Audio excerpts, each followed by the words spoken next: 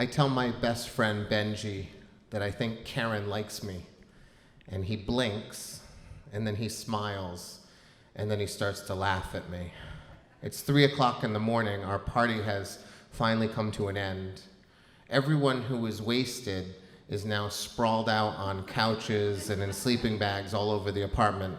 Anyone who is sober has blessedly gone home, and a small contingent of the faithful are sitting in the living room, basking in the glow of a black and white television set atop an old baby changing table. They're watching Monty Python and the Holy Grail for the 1,000th time. And I would be sitting with them normally, watching this show and loving every minute of it, but I'm in the kitchen with Benji. We're trying to get a head start. We live about 10 minutes away from Foxborough Stadium where the Patriots play, and it's Sunday tomorrow. We're going to the football game, so we're trying to clean up. We're stacking cans and bottles, except now we're not doing any of that because Benji is laughing at me. And I know why he's laughing at me. Girls like Karen do not like boys like Matthew Dix. Karen is the most beautiful woman in every room that she enters. She is stunning. So the thought that I might have captured her attention is kind of impossible, except there were signs tonight that it really might be. Every time I said something funny at the party, I would turn and Karen was right there laughing at what I said. And we were playing three-man, a drinking game, and at one point she sort of toppled off her chair and she reached and grabbed my thigh to steady herself, and I swear her hand remained there a fraction of a second longer than it needed to. And when she left at the end of the night, she said goodbye, which sounds normal, but we're all 19. Nobody says goodbye to anybody. We just stumble off into the night and see each other 3 days later. But she made an attempt to find me. And so now I think maybe she likes me. And I can't believe it. Karen is not a girl who I would ever chase after. Actually, no man chases after Karen. Karen is like a bug light. She draws you in close and then she stabs you in the heart. But I really think she might like me. And he continues to laugh as we pack up the kitchen and get ready for the game. 2 days later, the phone rings, and when I pick it up, it's Karen. She wants to know when our next party is. And I tell her Saturday night, and she says 4 of the most beautiful words I have ever heard in my life. That's not soon enough. And so I say, how about Thursday? We'll eat pizza and watch a movie together. And she says, great. And I hang up the phone, and at first I can't believe it. And then I realize that there's a problem.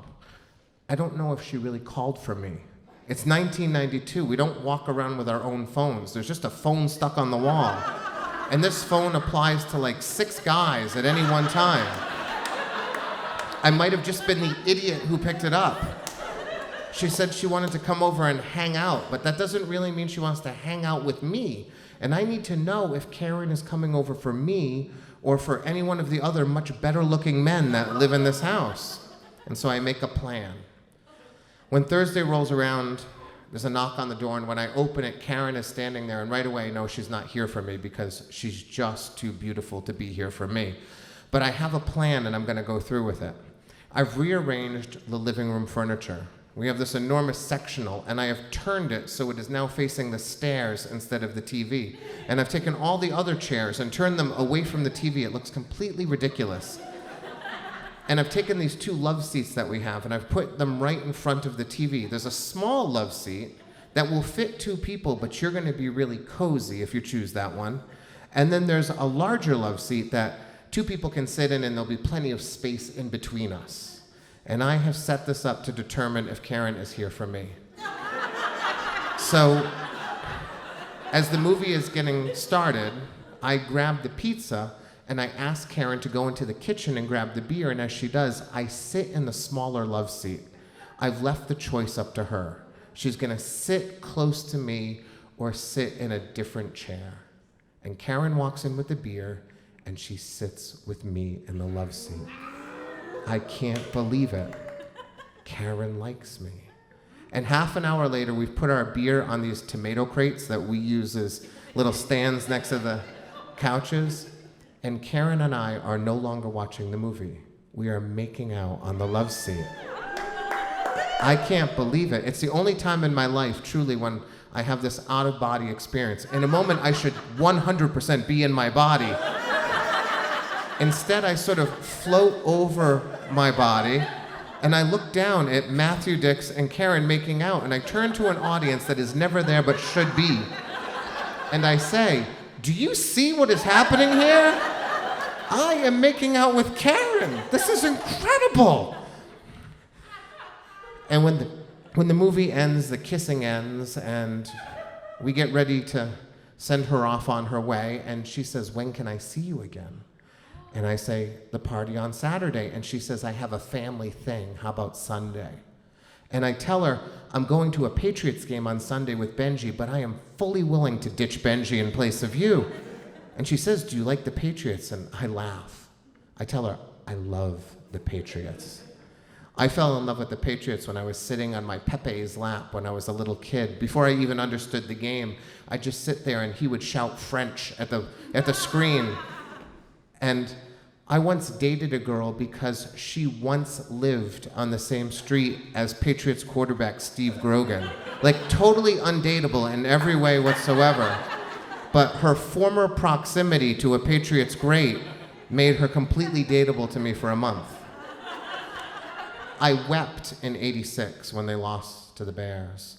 And in '96, when they lose to the Packers, I will throw a shoe through the wall of my friend's house, causing his wife to never invite me back again. I love the Patriots. And she's excited. Karen says, "I've never been to a game. I'd love to go." And I say, "Fantastic." And so Sunday rolls around and I wake up and the first thing I do is I turn on the television to check the weather. And it is 5 degrees with the wind chill. And I know Karen can't go to this game. You cannot bring a rookie. You can't bring someone who doesn't know what they're doing to this horrible place. And it's bad because it's 1992. The Patriots are on their way to a 1-15 season. It's not even a good team to watch. And so on a bad weather day, you don't bring someone you love. And so I call Karen and I say, "It's too cold. It's 5 degrees and there's a wind chill. You can't go." And she says, No, I'm going to be fine. I'll dress right." And I say, "You don't understand. I empty my closet onto me. Every single thing I own, I will put on today. And that is how I will go to the game. I will be the Michelin man on my way to the game and I'll still be cold." And she says, "Don't worry. I know how to dress for the cold." When she shows up to the house, it is clear that she does not know how to dress for the cold. She has one pair of jeans on. She's got those brown boots that come up to the knees that look really great, but you know there's nothing between, like there's giant gaps in the boots where the cold air will fall. And she's got a jacket. Like even the word jacket sounds flimsy, like it's just a jacket. And she's got like a little cute hat. It's not gonna work out. And I said, "Karen, you cannot go to this game. Please don't go to this game with me." And she insists. And I can't say no to Karen. So off we go to Foxborough, to Old Foxborough Stadium, which is a concrete shell filled with metal benches and blinding wind and despair. That is all there is in that stadium. And she is shivering before the game has even begun. It is a terrible day to see a football game. And as the game begins, it's a terrible football game being played by a terrible football team. It is 6-0 as we approach halftime. And as the clock ticks down, Karen turns to me and she says, "Thank God this is almost over." She thinks we've reached the end of the game. And so I have to tell Karen, this is only halftime. We still have another half of the game and a 12-minute intermission.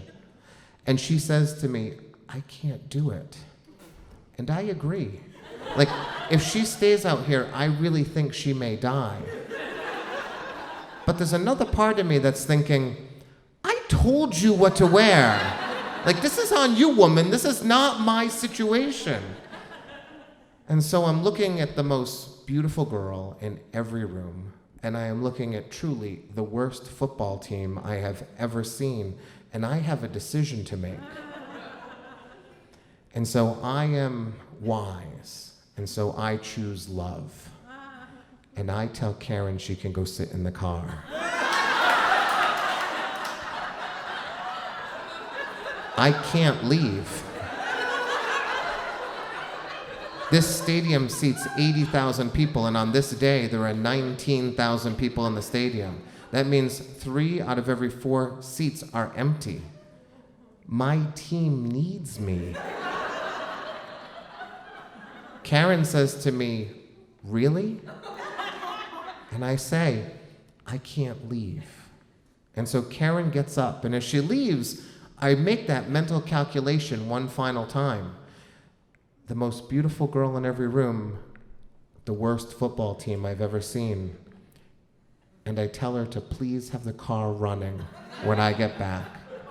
I know that there's a very good chance that car will not be there when I eventually arrive, but I can't leave these guys.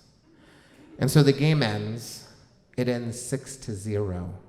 The Patriots lose, and truly, what is the worst football game I have ever seen in person in my life. And when I get back to the car, it's there, and it's running, which is beautiful when you're this cold. And so I climb into the car, and I turn to Karen, and I say, "Bad news, we lost." And Karen doesn't say anything to me for the rest of my life. I drive Karen home, speechless, and I never see Karen again. I get home and I tell my buddies what I have done, and they all want to kill me one at a time. They think I'm crazy. And as I'm getting ready for bed later that night, Benji peeks into my bedroom, and he says to me, "That was the stupidest thing you've ever done, but I respect your decision." And he is right. Because sitting in that stadium looking at Karen and looking at that football team, I knew in my heart, Karen and I were not meant to be together forever. I was not going to marry Karen. But this football team, this shitty football team, I knew they would always be there for me. That they would never leave me, and that every Sunday I could return and we could be together. And that ended up being true. I became a season ticket holder in 2000. I sit in section 331, row 24, seats 5 and 6 every Sunday. And it's not an exaggeration to say that over the last 2 decades, some of the most joyous moments of my life have been spent in that stadium. Hugging strange men who I have just met, swearing at referees who I will never know, and cheering on football players who I will never meet and yet somehow love with all of my heart. And I have attended 10 AFC championship games, and I have cheered my team through 6 Super Bowl victories.